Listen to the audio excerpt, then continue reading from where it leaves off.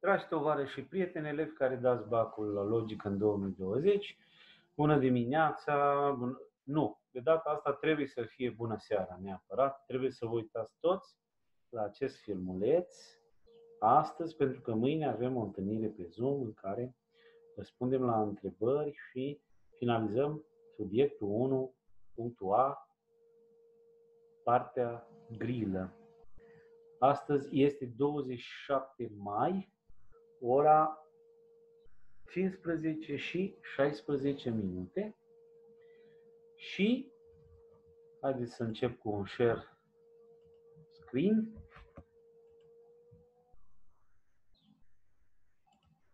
Avem lista tiparelor pentru subiectul 1 în acel document pe care vi l-am dat deja pe grup. Și, după cum știți, în partea întâi ne-am ocupat de clasificarea termenelor, de raporturi, de propoziții categorice. Astăzi ne ocupăm de demonstrația și combaterea. Ne ocupăm de raționamente și mai ales punem un pic de accent pe inducția completă și incompletă. Demonstrația și combaterea arată așa.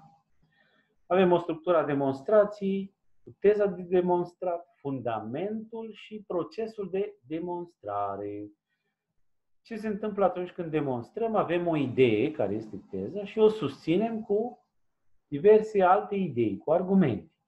În urmare, teza de demonstrat este ideea pe care o susținem, fundamentul demonstrației sunt argumentele sau premisele.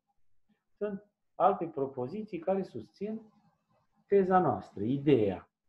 Iar procesul de demonstrare este, practic, tipul de raționament, care poate să fie conversiune, oversiune, silogism, inducție, analogie, orice tip de raționament. Acum, combaterea înseamnă, practic, să combați o idee, să aduci argumente sau informații sau propoziții care combat împotriva ei. Practic, regulile de aici sunt valabile și pentru demonstrație și pentru combatere. Ia să ne uităm un pic la ele. Reguli pentru teză, adică pentru idee, ideea de demonstrat. Teza de demonstrat trebuie să fie clar și precis formulată. Este o propoziție probabilă, de aceea încercăm să o demonstrăm. Nu știm sigur că e adevărată și aducând argumente, ea devine și ea întemeiată, adevărată, certă și așa mai departe. În urmare, trebuie să fie cel puțin o propoziție probabilă. Nu trebuie să fie una falsă sau infirmată în alte contexte. A treia idee, a treia regulă de aici, teza rămâne neschimbată pe parcursul demonstrației. E oarecum logic. Atunci când vrei să demonstrezi o idee, începi să aduci argumente și dacă tot aducând argumente trezești că ideea ta s-a schimbat, nu ai rezolvat nimic. Deci, ideea, teza, trebuie să rămână neschimbată. Regulile legate de fundament sunt argumentele, acele idei pe care le aducem în sprijinul tezei, trebuie să fie adevărate. Și trebuie să fi fost demonstrate înainte, independent de demonstrarea tezei. Asta a fost regula 2.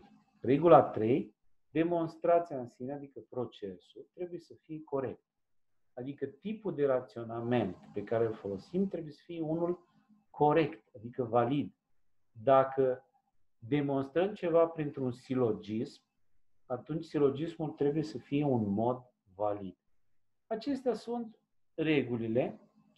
Aceasta este lecția noastră. Vă rog să ne memorați cum arată subiectele, itemii de la grilă. Ia uitați, într-o demonstrație logic corectă,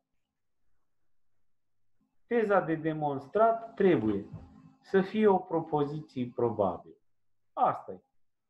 Celelalte, să conțină termeni cu semnificație multiplă, ambiguitate, semnificație multiplă, nu e ok. Să fie o propoziție infirmată, păi atunci la ce o mai demonstrăm dacă ea știm că este deja falsă, neadevărată. Să fie înlocuită pe parcursul demonstrației cu altă teză. Păi știți că e era acea regulă care spunea că teza nu se schimbă parcursul demonstrat. Vedeți, în acest caz, răspunsul corect să fie cel puțin o propoziție probabilă. Ia să mai vedem o variantă. Una dintre regulile corectitudinii în demonstrații referitoare la fundament, adică la argumente. Argumentele demonstrației trebuie să se contrazică. Serios? Păi atunci ce rost mai are? Oriunde apare contradicții, falsitate, nu-i bine. Argumentele trebuie să constituie temei suficient pentru teza de demonstrație. Adică, da, argumentele trebuie să o susțină într-un mod suficient. Asta n-apărea dincolo la regulile noastre, dar e oarecum logic. Știți că s-ar putea să mai apară astfel de formulări, care nu se regăsesc neapărat, sau folosesc cuvinte sinonime sau expresii sinonime, care voi nu le recunoașteți dacă nu le știți sensul sau nu știu ce motiv, din stresul examenului. Dar iată, ăsta e un exemplu foarte bun. În astfel de cazuri, dacă apare ceva incert, cum faceți? Procedați prin excludere. Prima s-a exclus pentru că apare contrazicerea și știm că contrazicerea nu e un lucru de bine. Ia să vedem ce-ul, pentru a susține teza, nu este necesar ca argumentele să fie adevărate. Ba da, ele trebuie să fie demonstrate înainte de teză, să fie adevărate. D-ul, demonstrația argumentelor este dependentă de demonstrarea tezei. Păi nu, noi știm că argumentele demonstrează independent înainte. Stabilim că sunt adevărat. Avem o regulă care de cere asta. În urmare, C-ul și D-ul excluzându-se și A-ul rămăsese numai B-ul, care are perfect sens. Asta înseamnă să fie un temei suficient un argument. Adică chiar să o susțină, să fie de ajuns. Mai vedem una. Teza de demonstrat poate fi o propoziție infirmată. Păi ce rost mai are? Dacă e infirmată, e falsă. Nu mai are rost să o demonstrăm. Absurd. Poate fi înlocuită pe parcursul demonstrației. Păi știm că nu avem voie să schimbăm teza. Trebuie să fie clar și precis formulată? Da. Asta e. Ultima, D-ul, trebuie să contribuie la demonstrarea fundamentului. Nu are treabă, că nu are treabă cu fundamentul. Teza. Fundamentul e ceva, argumentele, adică au fost deja demonstrate, știm că sunt adevărate. În urmare, trebuie să fie clar și precis formulat. Cam așa arată variantele la acest topic, demonstrația. Ce aveți voi de făcut? Păi foarte simplu, aveți de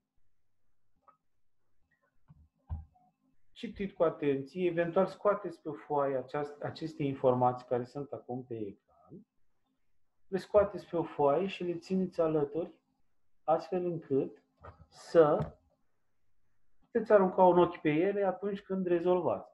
Și pe urmă luați din culegerea noastră de la Delfin, sau cine nu are să ia de pe internet oricare variante recente sau din ultimii ani, sau de anul ăsta, știu eu, variantele model, sau din anii anteriori ce s-a dat și încercați să identificați la grilă acel item care are legătură cu demonstrația și încercați să rezolvați, citind cu atenție și uitându-vă pe legi, faceți asocieri, excludeți și până la urmă o să vedeți că va fi mai ușor decât pare.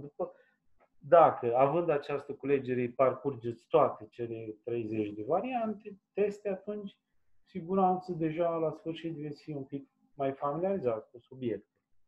Acesta ar fi primul item, demonstrația și combaterea. Revin la pachet și acum haideți să ne uităm un pic la raționamente.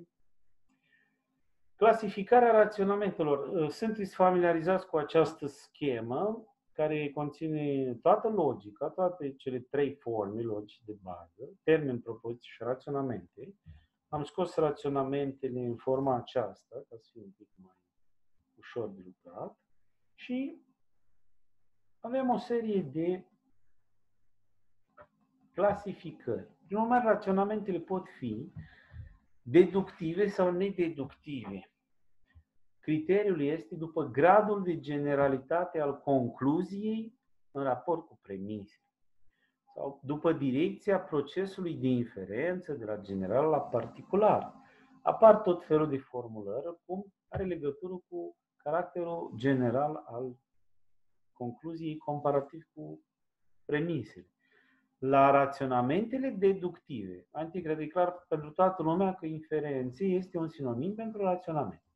La inferențele sau raționamentele deductive, concluzia este la fel de generală sau mai puțin generală decât premisele.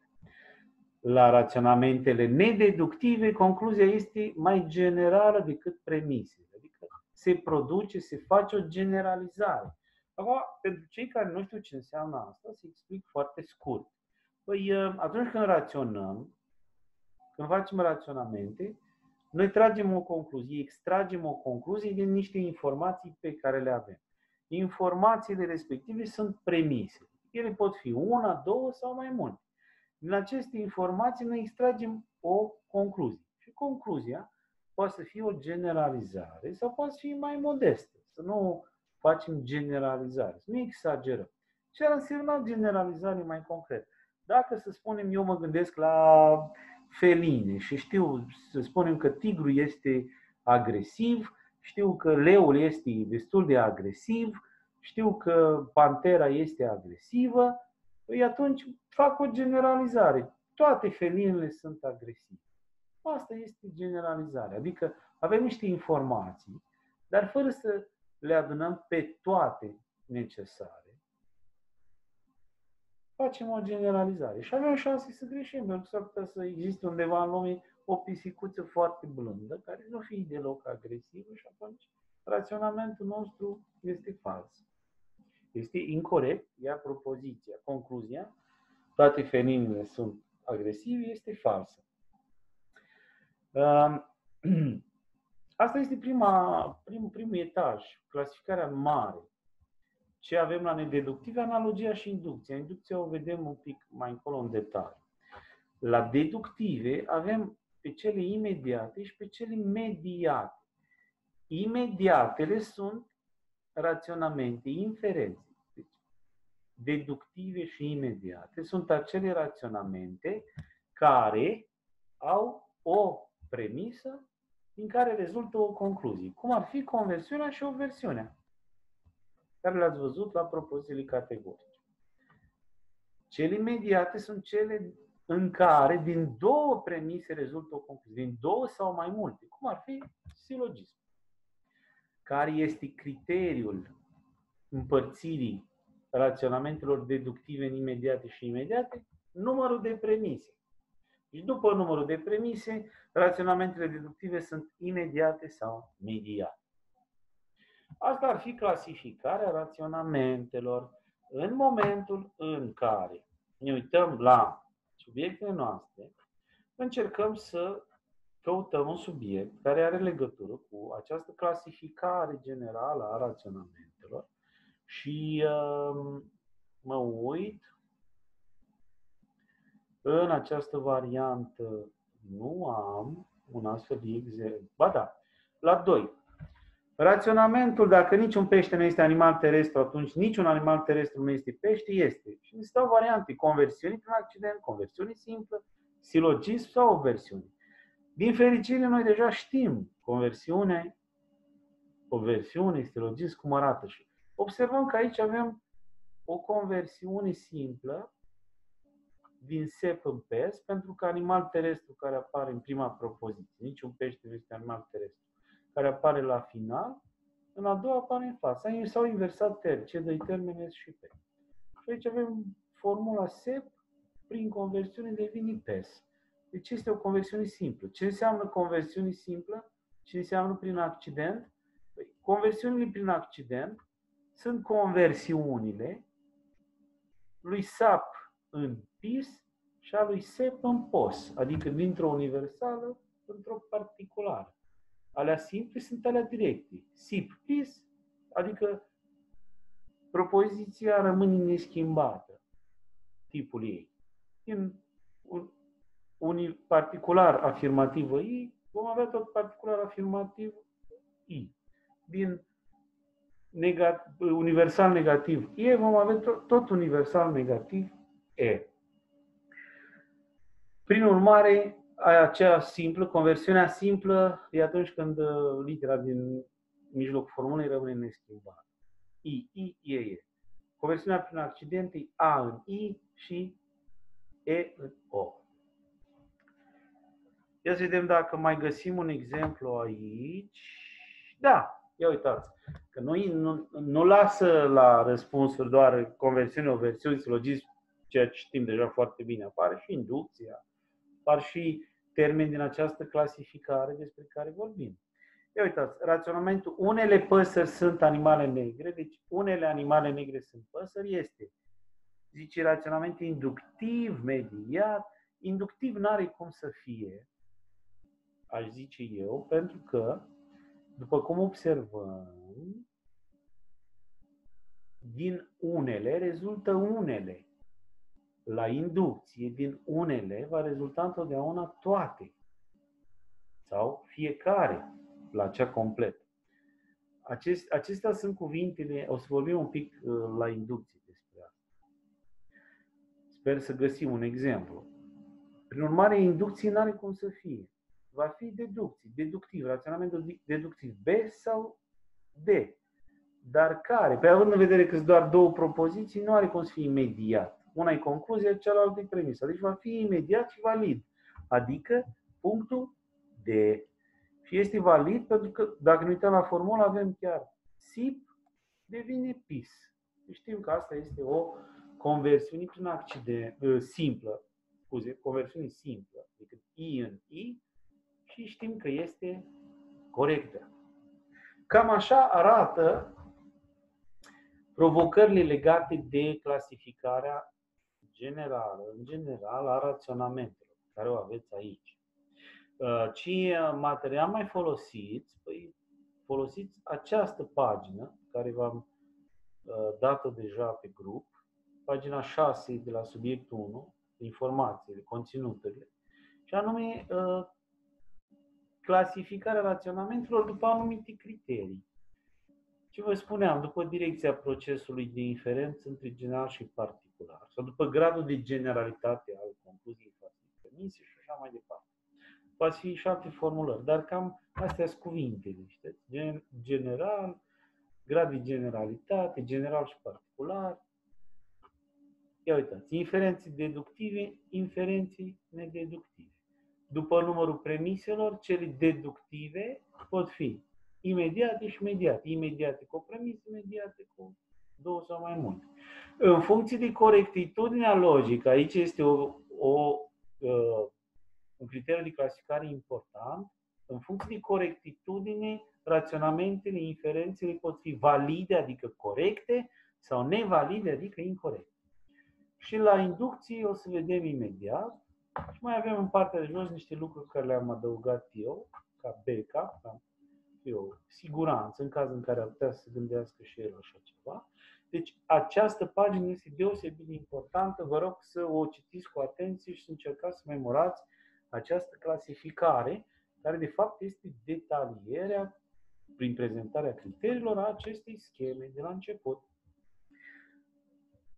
Așadar, în afară de clasificarea aceasta generală a raționamentelor, la care am văzut cam cum ar putea să apară itemii în grila noastră, mai avem inducția completă și incompletă. Aici apar întotdeauna două întrebări. Una legată de cea completă și una legată de cea incompletă. Dacă ne uităm la schema noastră, observăm că avem ceva informații despre completă, niște cuvinte cheie, concluzie sigură, certă, clasă finită de obiecte, iar la cea incompletă, generalizare nepermisă, concluzii probabile, amplificare. Aici, la inducție, deci pe lângă concluzia sigură, certă și clasa finită de obiecte, să știți că în funcție de cum e formulat itemul, mai apare uneori cuvântul fiecare. Formulări de genul, dacă unii, atunci fiecare, sau dacă fiecare, atunci toți. Dacă apar astfel de formulări, să știți că aveți de-a face cu inducția completă. Concluzii sigură, certă, clasă finită de obiecte, cuvântul fiecare. Pentru că ce se întâmplă la o inducție completă? Sunt cercetate, trecute în revistă, fiecare caz în parte. Dacă vorbim despre feline, păi trecem în revistă fiecare caz de felină în parte. În exemplu anterior cu felinele, cum ar fi aici? Ar fi așa: tigrul este agresiv, leul este agresiv, pantera este agresiv, râsul este agresiv, ghepardul este agresiv și așa mai departe, trecând în revistă absolut fiecare specie de felină pe care o știm și pe urmă ar urma concluzia, deci toate felinele sunt agresive. Cam așa arată inducția completă. Da, veți spune, dar observăm că ea este trecută la nedeductive, adică raționamente care au o concluzie, știu, probabilă. De acord, păi, s-ar putea să existe undeva o felină nedescoperită, o specie, și atunci și chiar aceea să nu fie agresivă. Deci există o mică marjă de incertitudine, dar se poate spune că concluziile unei inducții complete la care trecem în revistă fiecare caz este sigur, cert. Adică are gradul cel mai mare de certitudine pe care l-ar putea avea o inducție. Prin urmare, ia să vedem cum arată la inducție. Cum arată la inducție. Avem două situații, completă și incompletă. Iată, un raționament inductiv incomplet nu se caracterizează prin ce nu se caracterizează inducția incompletă? Prin concluzia certă. Că știm că concluzia certă o are inducția completă. Întrebarea 8 de aici, de la această variantă. Știți că este varianta model dată în noiembrie, octombrie-noiembrie, anul acesta, pentru bacul 2020. Un raționament inductiv complet. Păi, o generalizare în cadrul unei clase cu un număr finit de elemente. Număr finit care poate fi verificat fiecare în parte. Dar celelalte nu au legătură cu inducția completă. Uitați. Concluzii cu caracter probabil, adică incert. Concluzia la inducția completă este certă. Clasă cu număr infinit de elemente, nu. Clasă cu număr finit. O particularizare, nu. Pentru că întotdeauna inducția presupune o generalizare. Adică ajungem la concluzia toți sunt într-un fel. Dar cum ajungem la aia incompletă luând doar 2-3 cazuri, parțial, particular, adică. Deci inducția incompletă înseamnă de la particular la general. Inducția completă, inducția incompletă, de la particular facem o generalizare fără să verificăm toate celelalte cazuri particulare.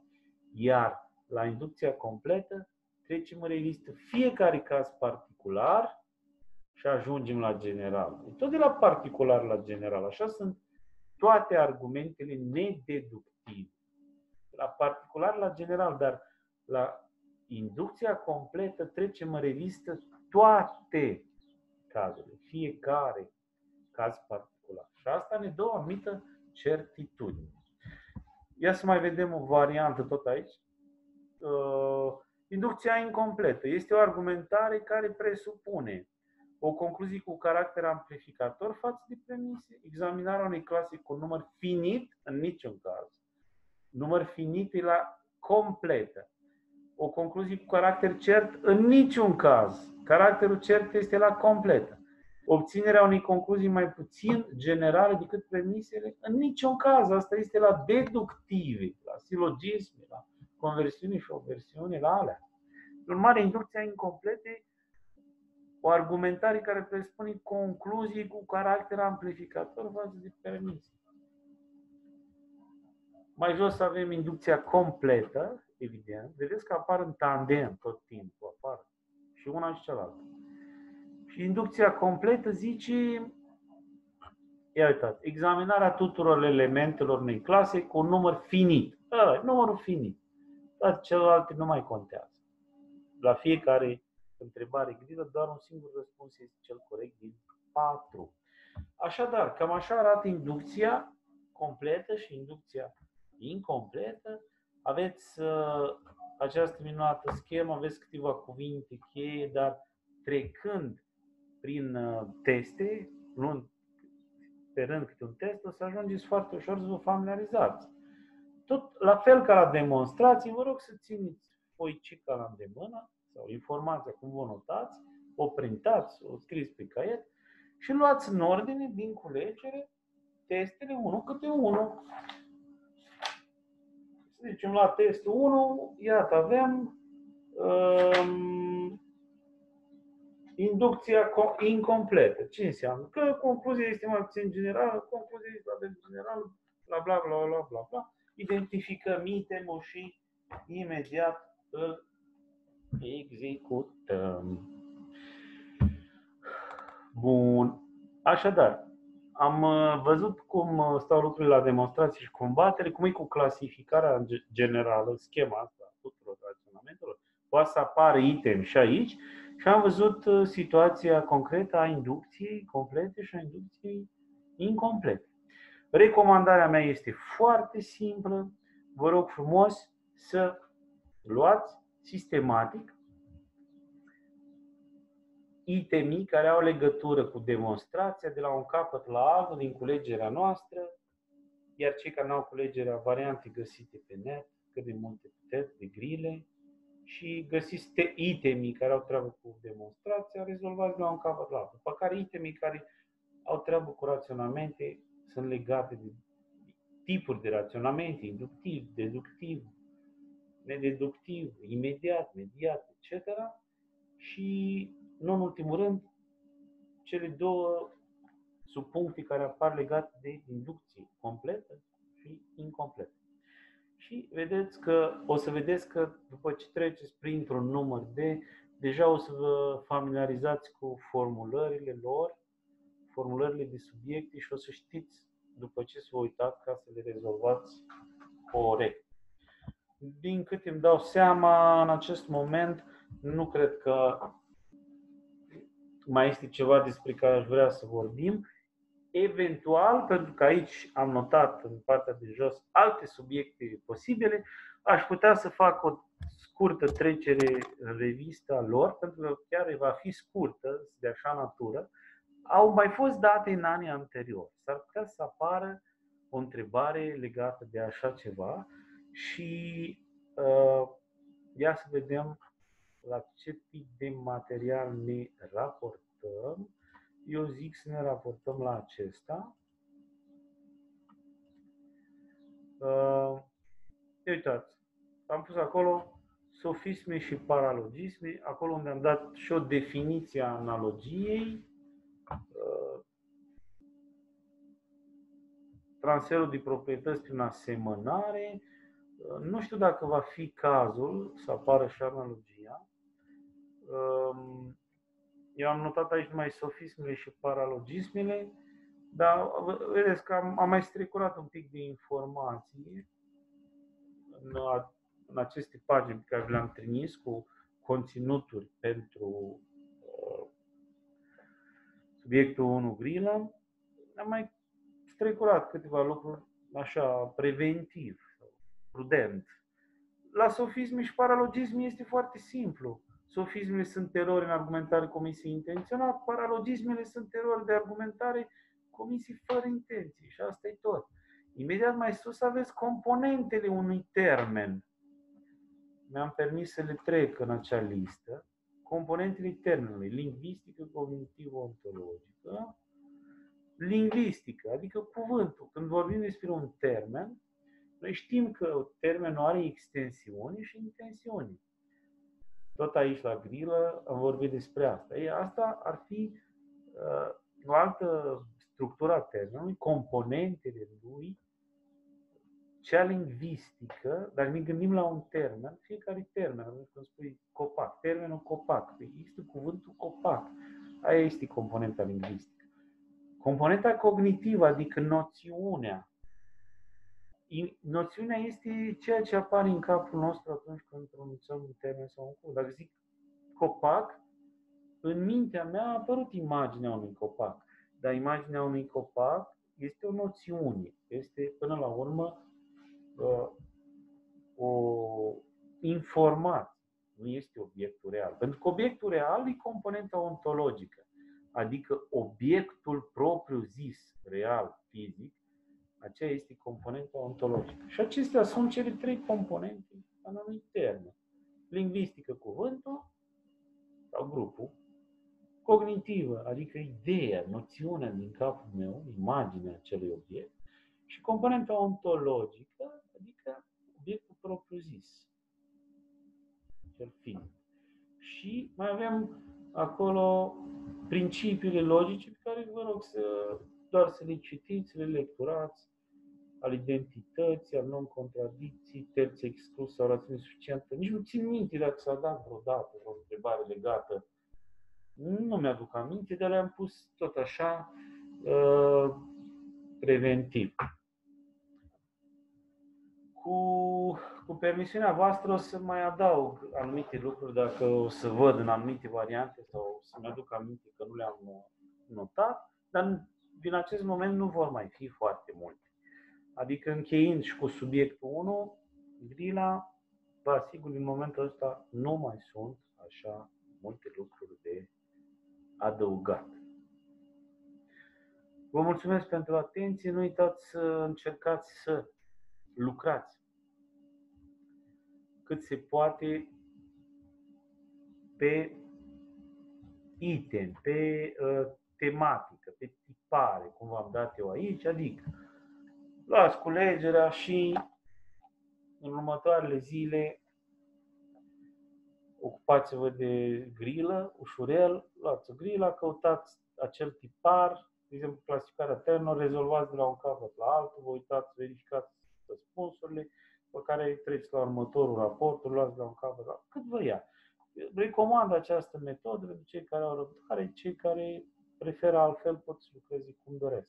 O ultimă observație descoperită astăzi de către unul dintre colegii voștri, la sfârșitul culegerii noastre a remarcat că există și materia, sintezii, zic ei, cu aceleași informații despre care vorbim noi, bine prezentate.